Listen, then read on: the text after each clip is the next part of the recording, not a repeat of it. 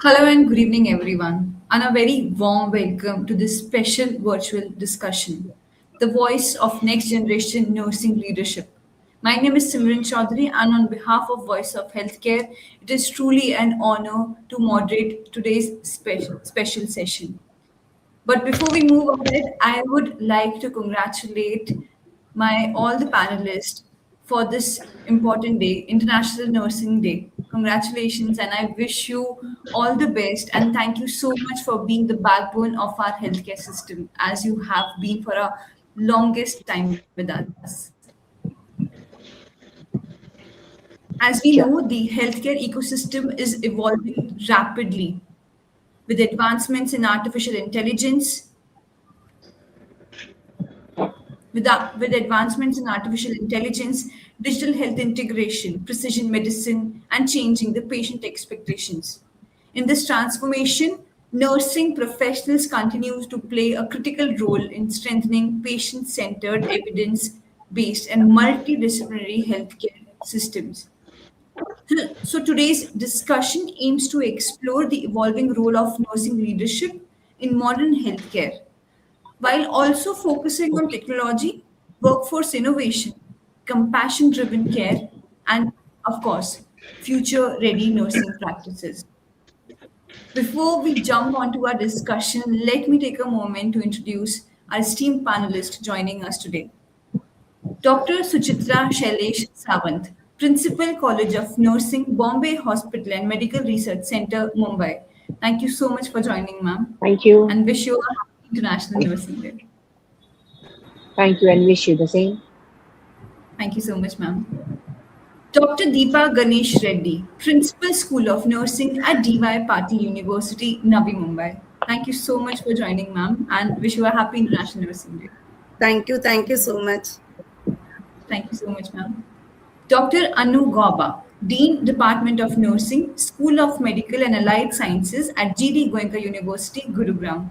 Thank you so much for joining, ma'am, and wish you a Wow, happy that's great. International Nursing Day. Thank you.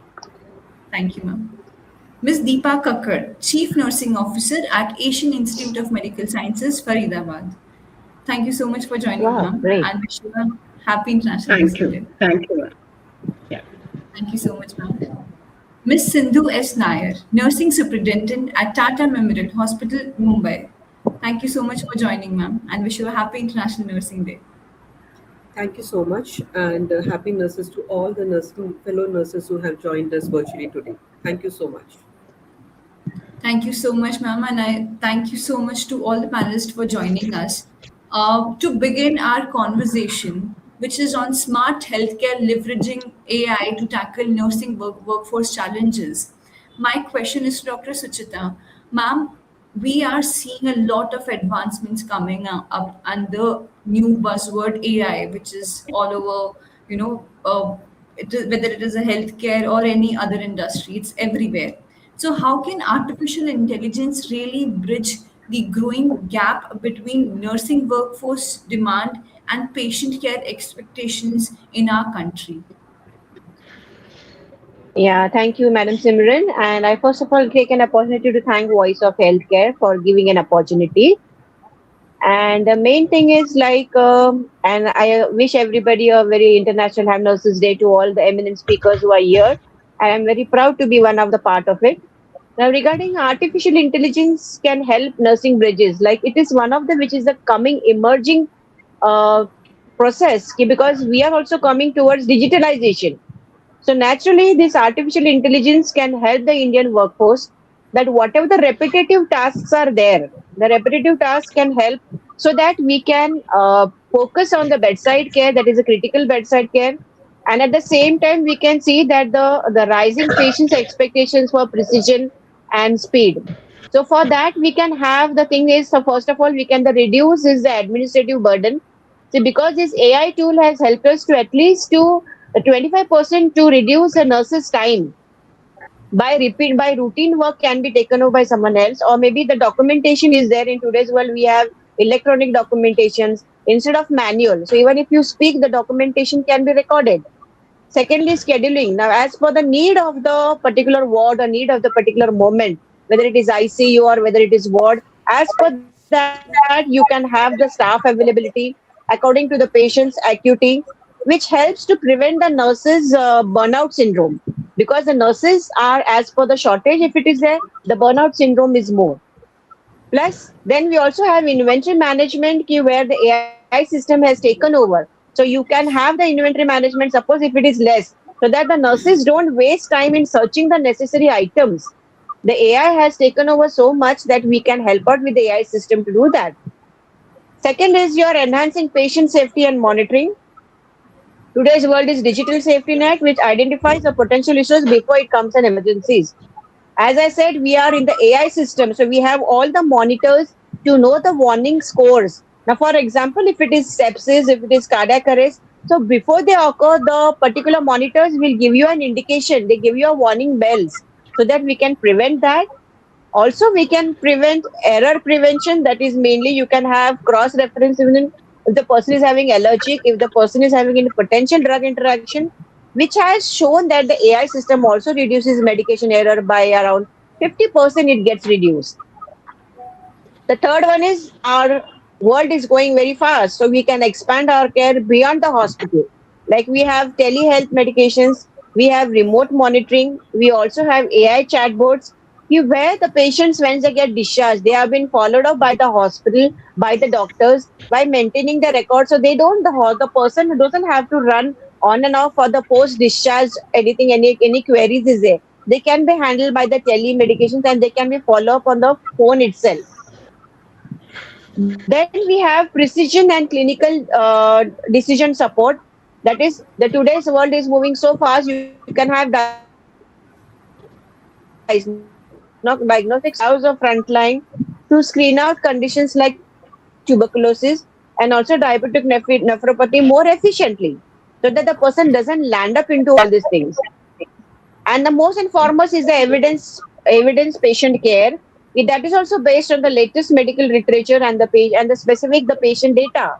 Now that's why the nurses have to be more of this, so that they can be training, so that they can use the AI tool, and whatever the gap is there, they can reduce it. Because nowadays even we can have physical assistants where the robotics have been taken over. They can be doing for mainly for sanitizing rooms, for helping the patient mobility, which also reduces the physical strain and the risk of injury for the nursing staff. And you can also say that the government has taken over. Like if you see government of Maharashtra, the government of India, so the government of the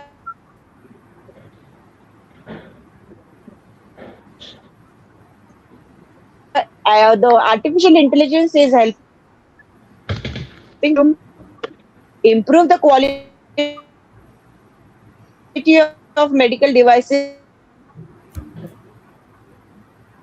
Helps in the remote area for early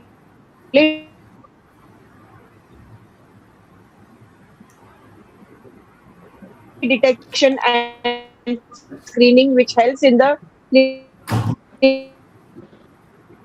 clinical decision support.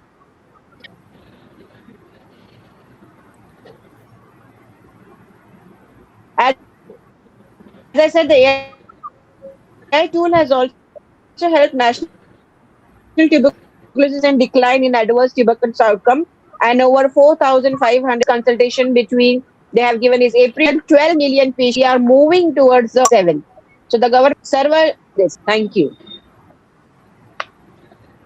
Thank you, ma'am. Thank you so much for your response and identifying it where AI is helping us already and where it can be enabled Hello. to make this more ease for all the nurses with the growing patient expectations and the demand which we can see. Moving ahead, I would like to ask my next question, Dr. Deepa. Ma'am, what role should nursing institution play in integrating that AI literacy, digital healthcare competencies into the nursing education so that the nurses which are going to take the leadership role is already ready to meet the expectations to see what is exactly the challenges which are coming, which will be coming to them. Thank you for the question, Ms. Simran. I believe healthcare today is becoming increasingly technology driven, with AI, telemedicine, electronic health record, and smart monitoring system. Therefore, nursing institutions have a major responsibility in preparing future nurses to work confidently in digital healthcare environment. For example, students should learn how AI-based monitoring system can help to identify early sign of patient deteriorations and support timely clinical intervention. First, the nursing curriculum need to be updated to include areas such as AI in healthcare, telehealth, electronic health record, digital documentation, and health informatics. In fact, the Indian Nursing Council has also included health informatics in the revised nursing curriculum, which is very positive step toward digital healthcare preparedness. Second thing is a student need more practical exposure to digital healthcare technologies such as smart devices, telemedicine platform, and remote patient monitoring system. During clinical posting, they can even participate in supervised virtual patient consultation to understand modern model of care delivery. Another important aspect is developing critical thinking skill. AI should support nursing care, but it should never replace nursing judgments. Nurses must always combine AI recommendations with clinical assessment, observations, and compassionate decision making. Faculty development is also essential. Teachers should be trained in digital healthcare technologies and simulation based learning that can improve students' confidence and preparedness before entering into real clinical setting. The Indian Nursing Council has also initiated faculty training program on simulation-based education, which is another important step towards strengthening practical competency in nursing education. At the same time, institution must teach the ethical and responsible use of AI, including patient privacy, data security, confidentiality, and awareness about bias in AI system. Overall, nursing institution should focus not only on compassionate care but also on developing digitally competent nurses who can provide safe, smart, and evidence-based care in future. I hope I have answered the questions. Yes, ma'am. Thank you, ma'am. Thank you so much for that response. There was little lag on my end, so that's why. Okay. Thank you for giving us views on how we can make it more relevant for the coming time and how we can introduce it early in the education. Moving ahead to Dr. Anu, ma'am, from an academic leadership perspective, how can simulation-based learning and AI-driven training improve clinical preparedness among nursing students, which I think somehow Dr. Deepa has also introduced us to us a bit. Thank you, Simran. Thank you for the question. Simran, I think the nursing leaders, they agree with my point that there is a huge gap between a theory and practical. And now we are in 2026 where there is need to focus on that gap. So to fill that gap, it is very much required that simulation has to be a part of nursing education. See, what is actually simulation? In simulation, basically, we expose the students to a real scenarios, real case scenarios.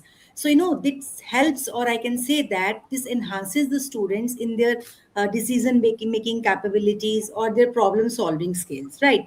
So when you actually expose the students in these type of scenarios, they will actually learn what exactly they have to do, how to manage with the crisis, because in theory they have learned a lot about crisis interventions, but how to manage that. So this actually simulation, this helps them to learn how to manage the crisis situations, how to work in the ICU scenarios, how to work in the emergency scenarios, what is blue code. So see, everything is written in the book, but there is need to focus on that, and I think simulation is the best way to educate them what is emergency care, what is crisis, how to manage in the crisis situations. So they will use their brains, they will manage the things accordingly. Second thing, I think everyone will be agree with me. See, the healthcare delivery system in India, it is a very complex system. So when you will use a simulation, when you will use a simulators, so this help the students to learn actually how to work in that complex healthcare delivery system, right? And one more thing I would like to say, see, we every time will focus or will educate the students to go for teamwork. What is teamwork actually? What are the why it is important to go for the teamwork, and what is communication? How to focus on the communication? Why communication is very much important in the nursing profession? So I think this is the way where actually they learn what is communication, how to communicate with their team members, why it is important to communicate with each and every member of the team, and why and how to achieve the goals actually with the team. Thank you, I think, Simran. I think you have very well explained us how the simulation works and how important it is to actually put them into the real scenario so that they can learn to do know to manage multiple things at a time in that crisis situation.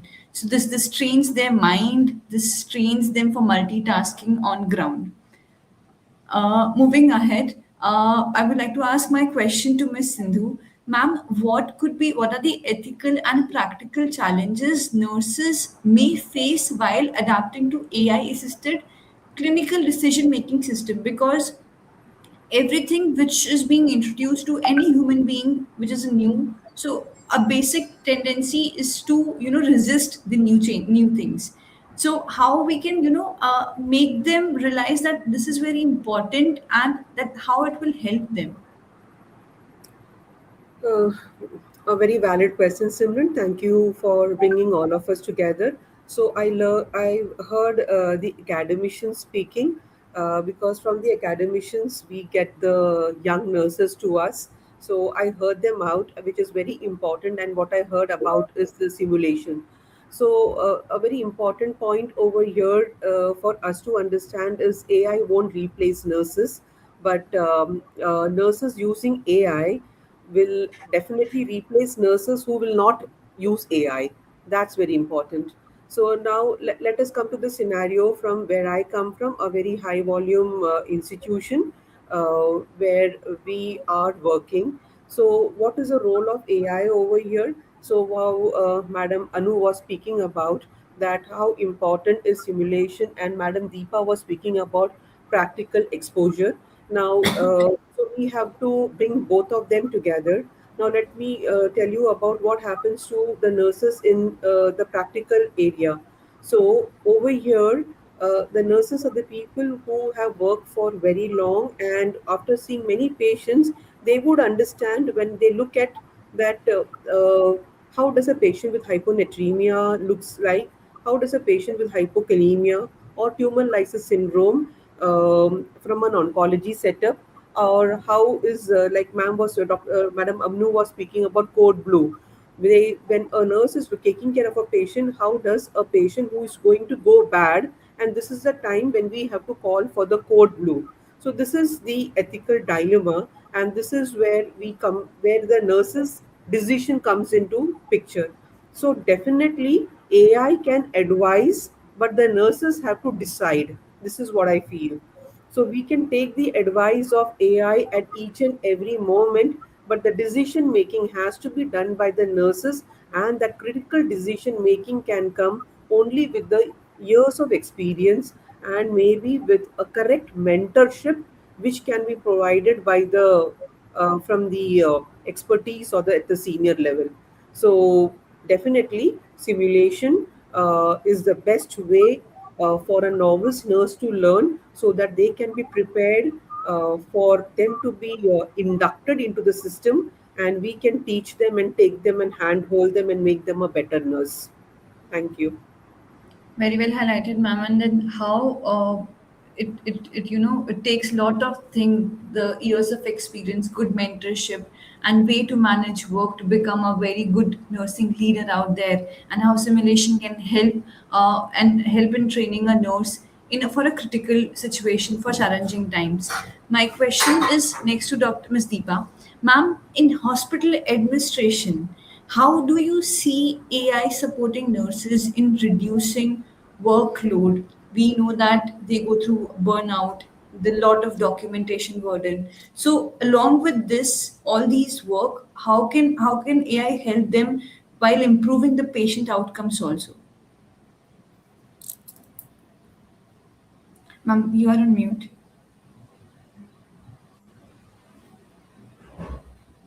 Deepa ma'am, you are on mute. Reducing the burden for the clinical documentation, the voice to text led documentation should be there, so that can be reduce the time, and the more time can be spent with the patient. And another important thing is again the predictive monitoring system, so that the early deterioration of the patient can be ruled out, and the timely decisions and the care can be given to the patient for the better outcomes. And another thing, when we are talking about the safety outcomes, and see, the apps can be made in the AI systems that would lead to the safety intervention. Suppose the patient is vulnerable for the fall, so special indications or the figures can be carried out, and the assessments can be made from the AI itself, and the ready assessments can be given to the nurses to work on the implementation of the nursing care plan. So many things can be done by the AI. And the very important thing is, as far as administrative this thing is concerned, the workforce planning for the nurses, for like the vacant beds, how many nurses can be there, the patient acuity load system can be worked out by this. And in nursing education and training systems, we can have a lot of software apps where we can assess the competencies of the nurses by putting our points, like the clinical education teams can put out their points, and you can find out the grading of the nurses, whether the nurse is A grade, and this is the competency that she should achieve, and she should be given the power to do the competencies of that level.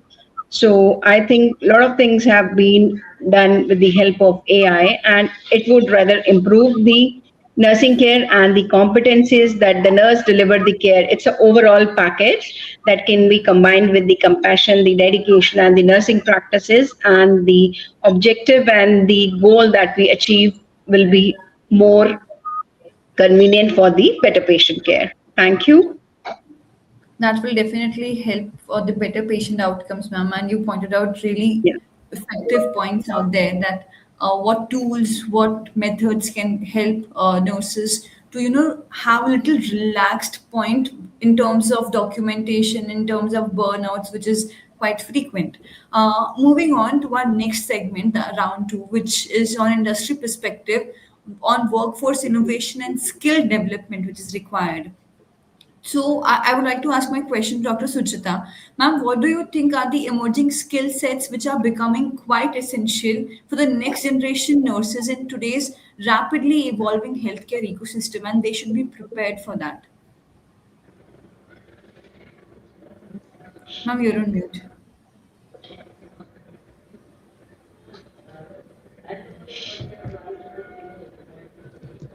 You are still on There are mute. many things which are getting updated. Can you hear me? Yes, ma'am. Yes, ma'am. Can you hear me? Yes. Okay. Now regarding what is, see, now the world is rapidly growing. I mean, the growth is very fast. You have so many mobiles, you have so many updations. I mean, so many measures to do. So when you talk about the role of a nurse is also shifting. Earlier it was only task education. Chalo ki matlab utna kaam karna hai, that is it. Now the nurses can active, you can say they are active care managers. Plus they are clinical innovators. Now like you can ask Madam Sindhu, like earlier the Tata hospital, how it was. And now it has grown into a very, very emerging, very ecosystem. So what can be done is now what you have high-tech proficient balance where the advanced human capabilities can be taken care. So for that, we can have digital fluency, and that is artificial intelligence literacy. You have to educate them. You have, as I said, now when we thought we were talking only blackboard, but now you have smart board, you have simulation, and where as a head of the institute of a teaching institute, I myself learn first. Then I have to get my teachers also updated. Now, if my teachers are updated, then only they'll be able to go on with the students. Now we can have hand-on experience. We also can, the things which is not be done by hand-on experience, you also can have simulation. Now for that you have AI, also you have AI powered documentations where your ambient voice and tools can be used, where the administrative work is reduced, the administrative burnout is reduced actually. Then you also have clinical decision support where it is an, you can have opinion where the patient's deterioration can be reduced. Also medication errors, the sepsis crisis can be reduced at the lowest level. Plus you have ethical AI that can be understanding the legal and ethical implications of the clinical accountability, which is acting on an AI generated insights. The second part is your virtual care and remote monitoring. Now, when you talk about virtual, you have telehealth presence. You also have remote patient monitoring. That is, even if the person is goes home, you can monitor the persons with some devices. That is, a wearable devices are there. At the home care settings are also there. Plus, you have immersive simulation. Now, when you talk about immersive simulation, is mainly your virtual reality, and also you have augmented reality, where there is you can, the high stress medical emergencies can, before the person faces, you can also monitor that. The next part is your data interpretation and healthcare analytics. Now, since the AI is taking over, you can have the data analysis, which is very easy. So you can have the data analysis, that is the clinical data analysis, and also you have information specialization. As Madam Deepa has already said, now we have health informatics. So the Indian Nursing Council has taken over the full thing, which has been formulated into the curriculum. So as I said, being the head, the teachers have to be first updated, and automatically the students will be updated. And this is how will help us into the patients, less of errors, and you can have more better patient care, and the recovery will be more faster. You also have advanced soft skills. Now, advanced soft skills mean you have cultural intelligence, where you have now persons learn different language. Plus, you can have understand the diverse cultural rituals to improve the recovery outcome, which is also there into the curriculum. Then you have emotional advocacy, where there is a leading compassion into the digital world, and which actually acts onto the human bridge for patients for navigating the complex automated systems. Plus, you also have strategic thinking and change management, where the clinical priorities and organizations' goals also have different goals in the life, where the people are being given induction program to attend the goals of the institute. And lastly, you have specialized clinical competencies, where you have the sustainability and the quality compliance, where the nurses play an active role in clinical audits. They also have traceability and the outcome measurements to ensure patient standard and are met. So that is how the NABS standard, the nursing excellence, are coming out. There is also precision nursing, where the nurses play an important part in integrating 3D printing for specialized prosthetics, and also maternal care, and utilizing genetic in personalized care plans. As I said, the AI has helped, and this is how everybody, in whether it is a nursing field, why we talk about nursing field, because they are the persons who are there with the patient 24 hours. So it has to be updated. The generation also has to be updated, and that is how you also have to update. As I said, Madam Sindhu already said, you cannot replace the nurses, but the nurses have to be more powerful and use the AI to give a complete proper care to the patient. Thank you. Definitely, ma'am. AI is there to help us to, to make us more efficient, so that we can do the actual task, and the admin work can be done by the AI. So we can use it in Yeah. a way. And like you mentioned, Yes. that if the teacher is updated, then it will definitely train the students, and the education system will be updated automatically. Uh, Moving ahead to Dr. Deepa, ma'am, how can actually academia and healthcare industries collaborate more efficiently to ensure that skill alignment between nursing education and clinical practices are on the same page? Dr. Anu rightly said that there is the gap between what students learn in classrooms and what they actually experience in hospitals, because healthcare is changing so rapidly with new technologies and evolving patient needs. Nursing institution and healthcare industries need to work more closely together. First, a hospital should actively involve in curriculum planning so students learn skills that are truly required in clinical practice. For example, if hospital are widely using electronic health records, the colleges should train students in digital documentation and virtual patient care as well. So, second, the clinical exposure should become more practical and skill oriented instead of only observing procedures. Students should actively participate in supervised activities such as bedside handover, medication administration, patient assessment, and specialty unit like ICU, emergency care, oncology, and community health setting, etc. Another important strategy is stronger collaboration between faculty and clinical expert. The UGC concept of appointing a professor of practice is a very positive step in this direction.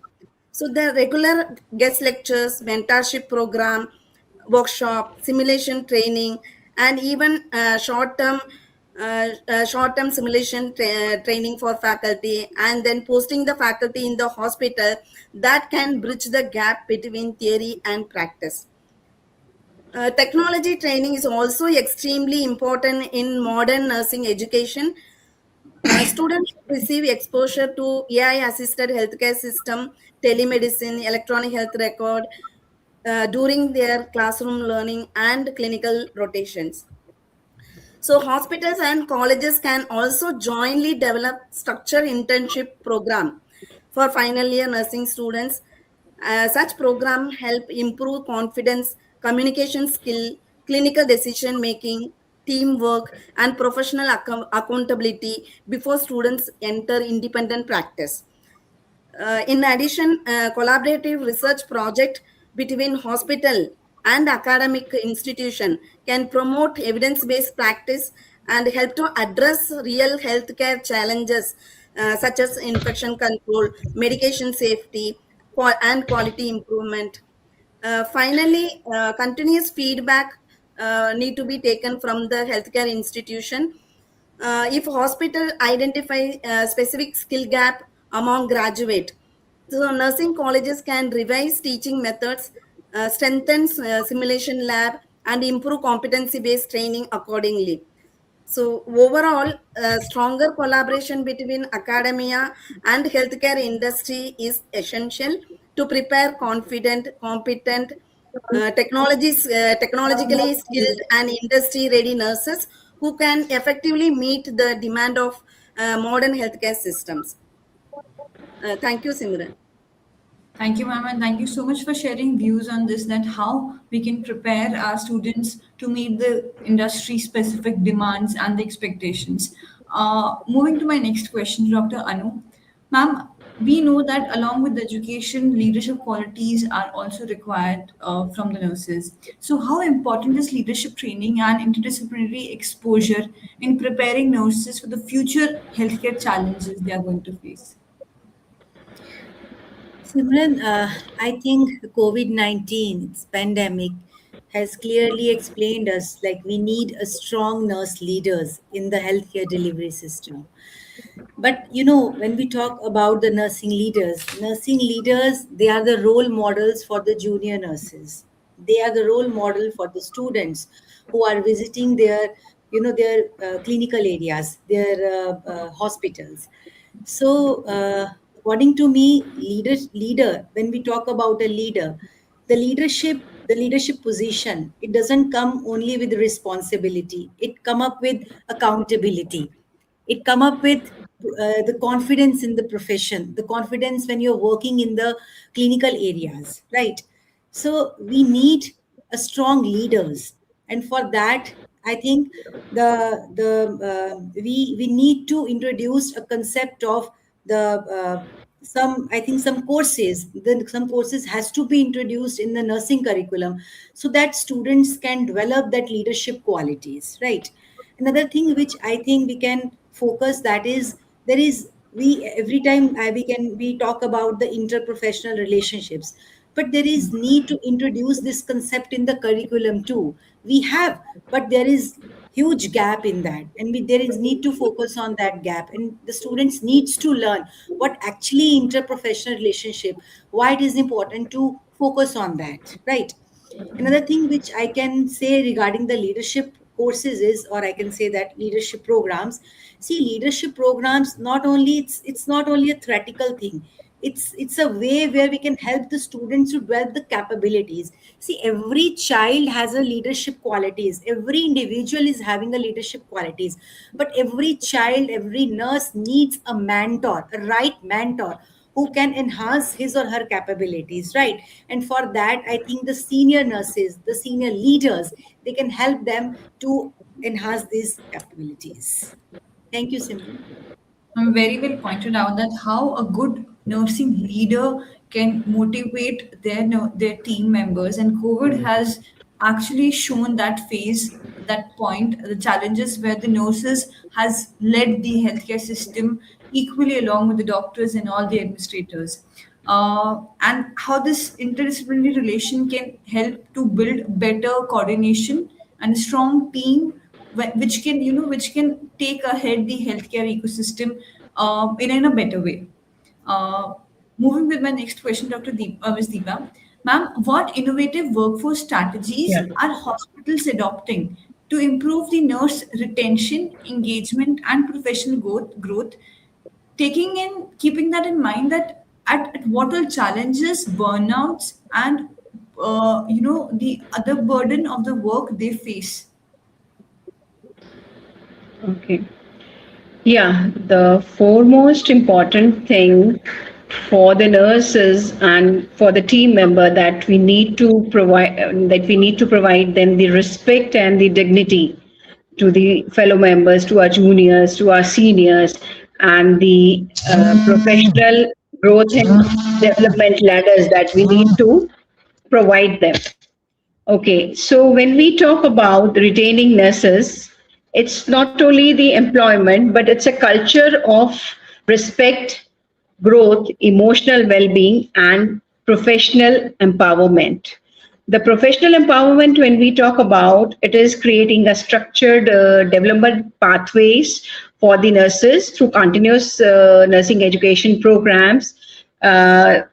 Due to various advanced specialty modules that you create, and you have the certifications with it, and again the leadership development programs that we have for different nurses, and the continuous simulation based training that you provide to the nurses, providing opportunities for the different academic programs and skill enhancement encourages nurses to remain professionally motivated. Another part, when we talk about the administrative models, the mental health support, the wellness initiatives that you take for your nurses, the reward and recognition program that you need to offer while in continuity, like month-wise month, the star of the month, like the infection control champions. So a lot of work you have to done for the upliftment of the nurses reward and recognition program. And the staffing practices, like the leave, you need to provide them leave whenever they wanted the leave. They want to be in like comfortable environment, and the stress and the burnout should be reduced. Like you should have adequate number of staffing in the system so that they should not have the double duties burden on them. So the efficiency improves, like if the nurse works for 6 hours, not for the 12 hours. A lot of other things that another important thing is that the shared governance model that you need to put in the hospital. Participate, like nursing should be participate in the combined clinical decision making. Like you should have multidisciplinary task committee right nurses. You should have their opinions also. And while the clinicians are on the round, they should also they should be encouraged for giving their recommendations about the diseases, about the practices, and what they think about the case, and what are their recommendations based upon their clinical decisions and the nursing care plan that they have planned for the patient. So such kind of supportive initiative programs, even from the management, from the doctors also can support nurses in their professional development. And this will help in indeed the retention of the nurses because they have a lot of opportunities. They feel empowered. They won't work with the same hospital, with the same team, because wherever they are respected by the fellow workers, wherever they are respected by the hospital management, by their colleagues, by the other departments, they feel empowered and they want to stay in that hospital. So these are some of the strategies that we need to identify and implement in our hospitals or in the healthcare settings. Thank you. Definitely, ma'am. That these in small initiatives will definitely motivate the nurses, and it gives them little satisfaction that the organization is considering about them. They're thinking about them. They care about their growth. They care about the emotions or the overburdened work they have. I think this gives them a little bit of ease and relaxation as well. Moving with my next question to Ms. Sindhu. Ma'am, how can continuous professional development program help nurses adapt to advancements in critical care, digital health, and patient-centered care? Um, So now when we speak about patient-centered care, so we have a beautiful concept called as nurse-led clinics. So we are the pioneers in few of the nurse-led clinics what we have.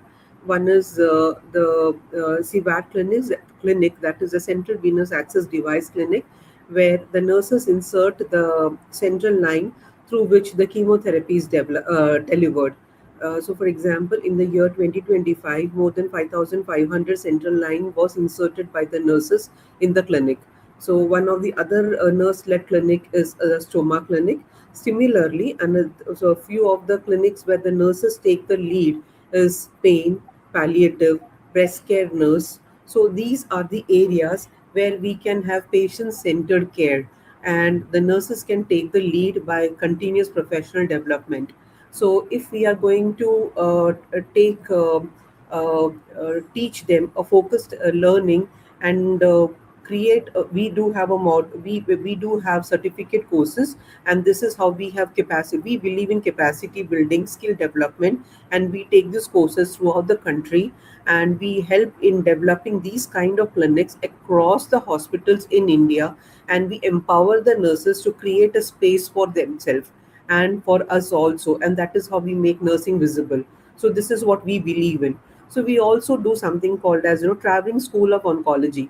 So we do also understand that many a times from many remote regions, it becomes difficult for nurses to come to us. So continuous professional development, it becomes difficult for nurses to come to us. So we go to them, we train them through National Cancer Grid, and we teach the uh, uh, specialized nursing. It could be administration of chemotherapy, it could be stoma nursing, it could be wound dressing. Similarly, equivalent nursing could be taught to many of the regions where nurses find it difficult to reach us. So this is how we take continuous professional development to regions and nurses who can't come to us. So this is how we are going about, and many of these nurses can be trained in similar manner, and we can take the nurses ahead where nurses find it difficult to get trained.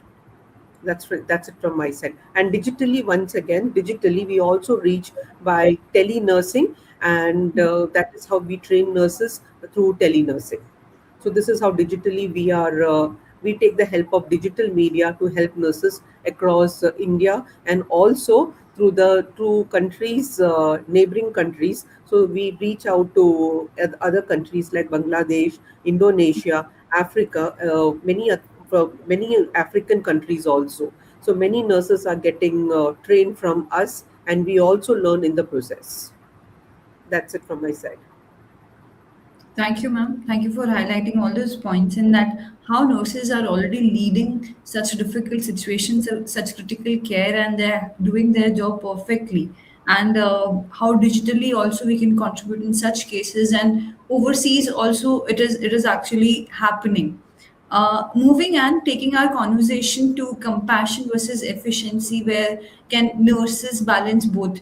Nurses are known for their compassionate care, And with compassion, industry or the team expects efficiency as well. So I think both goes hand in hand. But now here we are here to compare it. So compassion versus efficiency. My question is to Dr. Suchita. Ma'am, with increasing patient loads every day and technological dependency, how can nurse maintain empathy and compassion care in critical practice and this, rapidly evolving time where everything is needed quickly? Ma'am, you're on mute.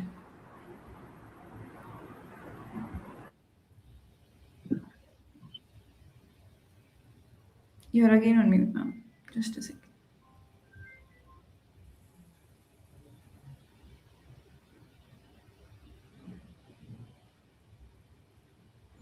It's still mute. Yes, now I can hear you. Can you hear me? Yeah. See, regarding empathy and compassionate, that is the nurse's tool which you have learned from the day one. I mean, for the past, I can say 40 years, from the day one, I have learned my nursing, you should be empathy, you should be compassionate. But regarding this maintaining empathy and compassionate together, like in today's world, the person has to be the nurse. She requires a practice which requires deliberate balancing between the technology, that is what is the latest, leveraging the technology, and also preserving the human connection. So for that, the first and foremost is she needs to prioritize self-care and emotional resilience. See, if she is compassionate, if she is having the empathy, or you can say if she is not suffering from any, if she doesn't have any burnout syndrome or she is fatigued, she will not be able to take care of the patients. So first of all, she as a person, as an individual, has to balance herself so that she can practice it. So for that, she can practice the mind self-care, which also engages the mindfulness in the, you can say the mindfulness-based stress reduction. And also she has to manage the emotional demand of the job. And she has to remain resilient against the accumulation of the negative emotions. So first, prioritizing self is more important. Seek, then in case if it is there, you need you seek social support, like you can have the peer mentoring, you can have the counseling programs, you can also have social support from the colleges and mentors, where they are the key mediators and they protect the nurses from compassion fatigue. That is very important. If you practice,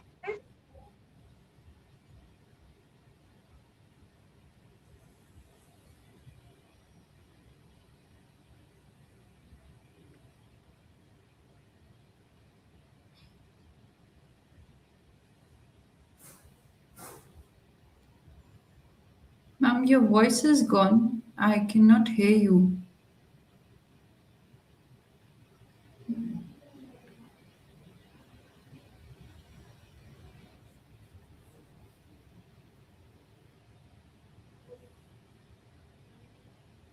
Can you hear me, ma'am?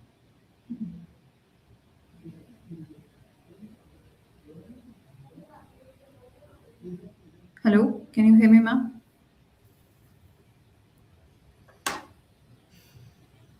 I think there's some network issue. Yeah, network issue is there. Yes. We'll Ma'am will join us back soon with a stable network. you I'll also, just take. yeah, you need to automate the routine system that is you use. And today's world, you have, see, to like how you use smartphones, you have a smartwatch. Same thing, you have to use smart wearable sensors and electronic medications management, where they can handle the time consuming collection, which actually reduces the administrative burden and allows for more quality patient time. You can utilize streamlined interfaces, that is, you advocate for user friendly digital health interfaces, use a natural language, which actually reduces the screen time and prevent documentation fatigue. You can practice digital empathy. Like suppose if you're on telehealth over there, you can in virtual, you can have ensure that empathy is through you can have verbal cues, you can also have intentional emotional engagement so that you can bridge the gap which is created by the lack of physical presence. Sometimes even if you say now, even you can talk, even now when we are having Zoom, okay, if somebody else is talking, okay, you acknowledge, you know, okay, this is it. So this is how you can have empathy on the digital health also. Secondly, you can practice intentional and efficient communication. So for that, even a high pressure environment, small purposeful actions can convey a very deep compassion. That is a 1 minute connection. You can have a very brief. You can also make patient feel that okay, you can have an eye to eye contact. You can feel that okay, I am listening. Okay, give an nod for that. Okay, you are listening. Okay, say hi, hello. Okay, then connect further. So that can also be done. You can validate the emotions by using simple phrases. Okay, are you feeling all right? Anything wrong with it? So once you have these words, this conversation, that is how you validate the emotions of a client. Then you have physical cues. That is when an appropriate, sometimes you can just have a comfortable touch. Now that is that you're comfortable standing near the bedside instead of just asking from that, okay, hello, how are you? Instead of that, you can just say that, okay, how are you? Everything all good? This is how you can have this. And main thing is you can foster a compassionate institutional culture is there, where the organization itself has something which is organizational level, where they will be sustainable for the individual nurses.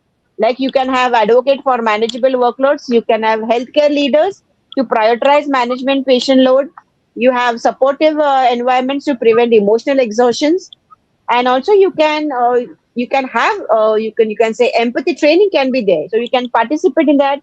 You can have ongoing professional development, you can simulation based learning is there, empathy workshops can be done, so that a good communication skills, and you can, main thing is adapt to the technological landscape where you can update it and you can have a comprehensive care to the patients. Thank you. Thank you, ma'am. Thank you so much for highlighting the ways and gesture where how nurses can maintain the empathy and also maintain their efficiency at work. My next question is to Dr. Deepa. Ma'am, do you believe that technology enhances or limits the human connection between nurses and the patient? If you could share your perspective on this. That is a very relevant question today because technology has become an integral part of healthcare practice. In my opinion, technology can definitely improve patient care when used appropriately. It helps nurses provide faster, safer, and more efficient care. For example, a smart monitoring system can quickly alert nurses if patient condition is become unstable, allowing early intervention and improving patient safety. Technology also improve communication and continuity of care through tele nursing. Nurses can educate and follow up with the patient even in remote areas. This increases accessibility and help to maintain patient trust and engagement. Another advantages is that the digital tools support evidence-based and personalized care. However, over dependence on technology can sometimes reduce human interaction. Nurses may spend more time focusing on computer documentation and devices rather than directly communicating with patients. A patient may feel ignored if the nurse is constantly looking at the screen instead of listening attentively. So, most importantly, the technology can never replace empathy, compassion, reassurance, and emotional support. The simple action like active listening, eye contact, or holding a patient's hand during a stressful situations that create comfort that technology cannot provide. So I believe the key is we have to balance the technology. Technology should support nursing care, but not replace the human connection. Nurses need both technical competency and compassionate communication to provide truly patient-centered care. So overall, technology enhances healthcare in many ways, but the human touch will always remain the heart of nursing. Very, very well said, ma'am. Human touch is at the heart of nursing, and I think whatever technology comes in, the connection will always be part of this, and I think that makes this compassionate care complete. Moving to my next question, Dr. Anu, ma'am, how can nursing education cultivate emotional intelligence and communication skills alongside the technical competencies? You just in my previous question, you mentioned about how you try to make the students understand about the communication skills, and that can be taught. But what about the emotional intelligence as well? Simran, we have a very new beautiful syllabi, nursing syllabi, which actually focuses on skill-based learning, right? But considering the gaps, I think there is need to focus not only on the clinical competencies, there is need to focus on the emotional and interpersonal development too. So, like the nurses who are working in the clinical areas, the biggest challenge actually they faced is burnout. Right. This is as per the studies, the researches we have conducted. Even when we go for face to face, interactions, the thing which come out from their mouth is only burnout, right? Which I have observed. So, considering all these points, I think there is need to understand the concept of emotional intelligence, right? And the nurses, the students might be, now they are students after completing their degrees, they will be a part of clinical areas, right? So definitely they will also face the same issues as the other nurses are facing, the senior leaders are facing. So there is need to encourage them, there is need to help them to learn how to cope up with the stress, how to cope up with the burnout, how to level down your stress. For example, like in many hospitals, in we have seen in Delhi NCR, many hospitals, they usually plan yoga classes, they usually plan meditation for the nurses. So why they are doing that? This is the only reason, so that they can, this is the way to reduce their stress, this is the way to reduce their anxiety, right? But I think more and more there is need to more and more hospitals can schedule these type of sessions, so that the nurses can sort out the burnout issues actually which they are facing. This is the way to sort out their issues. And even my students also, when they go to the hospitals for the clinical trainings, they usually come up with a lot of issues. This is not true, this is not good, this is not good. So somehow I also usually plan the yoga classes. Even I motivate them to share their views, their ideas with me, so that I can also listen actually what actually they are facing in the clinical areas, and what are the ways to sort out the issues. So I think there is a need to focus on the meditation part. There is need to focus on the solutions, the strategies, so that the stress level can be reduced for the nurses. Thank you, And Simran. these are the beautiful ways where the burnout can be relieved, or there's a way out to relax them, because they face a lot of issues every day, ups and downs of life. In the same day, they see a birth, a child being born, and the same day they see death. So I think it is quite drastic ups and downs in their day, and if such things can relieve them, can help them emotionally, I think nothing is better than this. Moving to my next question to Ms. Deepa. Ma'am, from a hospital leadership standpoint, how can healthcare organization create work environments that support both efficiency and compassionate caregiving as well?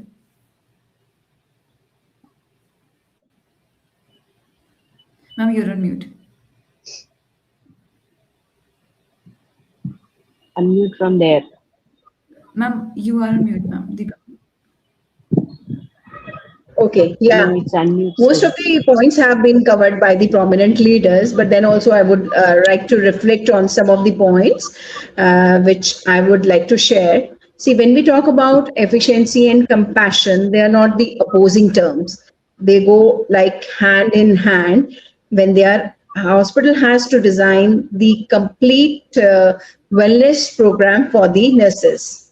When we talk about the leadership from a leadership perspective, again I will talk about the kind of the environment that we give them, the culture of the hospital, like how much support that we had given to them professionally, and also socially as well as emotionally. Also we have to support them in each and every way. Like we can have different open town hall, and we can have one-to-one session with the each nurses. We can talk to them about their problems, because they come from different regions, different eras, different family backgrounds. So we need to support them up to that level.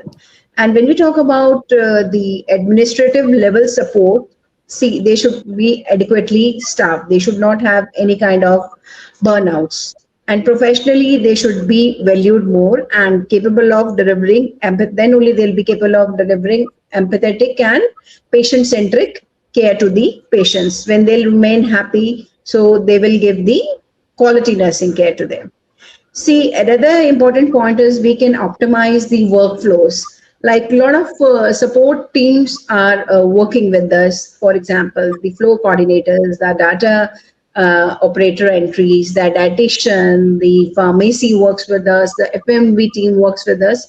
So every team member has to share the workload of their own, and they don't have to put it on the nurses because everybody is dependent on the nurses to get the information, to get the additional support from them. So my request to the interdisciplinary team is that they need to show their work. They need to find out the questions, the answers themselves. They need to have the audit themselves while going inside the patient room and having the actual data, but not getting it from the nurses. So this would also uh, additionally ease the nurse, the nurses, because a lot of workload will be reduced from them. Another, at the same time, prioritizing emotional intelligence, the teamwork, patient dignity, and the effective communication. Another important aspect is the training the nurses again and again on the different aspects, on the various modules where they have the weak competences in them, training them, give them the better opportunity to enhance themselves, award and recognition program. So when you talk about the compassionate care, it will automatically go into the system without telling. If your nurses are happy and they give you the good care, they give you the better outcome for the patients, the compassionate care and the efficiency increases. So whenever there is a compassionate care, the efficiency of the work will be very goal oriented. The best outcome will get as the patient centric approach care from the nurses. Thank you. Thank you, ma'am. Thank you so much for sharing your perspective on this important aspect. Moving on to my next question to Sindhu, ma'am. Ma'am, can patient satisfaction and clinical efficiency coexist in high pressure healthcare settings? And what strategies can help achieve this balance best? Um, well, definitely we can have uh, what is that? We can coexist together. But how can we have efficiency is by having a multidisciplinary team. So just to do our nursing job, it is not necessary that no, I mean, how Madam Deepa was mentioning about having a multidisciplinary team. So it is not that nurses only have to do everything. Now, from my sector, as I mentioned earlier, we are a high volume center. So in one of the sample collection area, we have 1,200 samples which are collected per day. So this is one sample collection area. So we have got phlebotomists, and we have got phlebotomists in each and every ward. So collecting sample from the wards, we have asked the phlebotomist to do it. Similarly, pharmacists are trained to do the drug admixture. In similar ways, there are so many of the similar kind of work can be trained to someone else, by which nurses can do the core job of nursing. This can improve the efficiency. And similar way, let us speak about digital also. There are some machines which can help us out. For example, there are tube labelers. One is it reduces the errors. It reduces the barcode error. It improves our work efficiency. There are infusion pumps. Then now there are dosy beds also. Though there are there we can debate on it, but definitely it helps out the nurses in vital monitoring. So these are the digital and the AI which can help out nurses in nursing care. Now, so by which what happens is nurses can spend a bit more time with the patients in doing patient-centric job, patient-centric work with the patients, making them more efficient, speaking to the patient, communicating to the patient, and the documentation also becomes less because many of these equipments documents on its own, because of which the nurses don't have to document lot of work. It captures lot of data from the monitor. So this is how we can become efficient, and also the errors also can be reduced. That's it from my side. Thank you, ma'am. Thank you so much for highlighting this critical point where we can reduce the errors and also maintain the efficiency without compromising on the compassion, empathy, and caregiving, which is the core of nursing. And I would like to thank all my panelists present here. Thank you so much for sharing your insights, giving your viewpoints, sharing the perspective which is important for making nursing more efficient, and more specifically how we can adapt AI into this profession.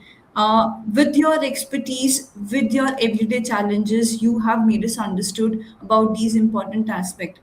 So, on behalf of Voice of Healthcare, I would like to thank all my panelists present here for this important session you all contributed to. And to every nurse, thank you so much for your dedication, compassion, resilience, and invaluable contribution to the healthcare which we are getting. Because every patient remembers the night where they felt helpless after a surgery or after a major accident.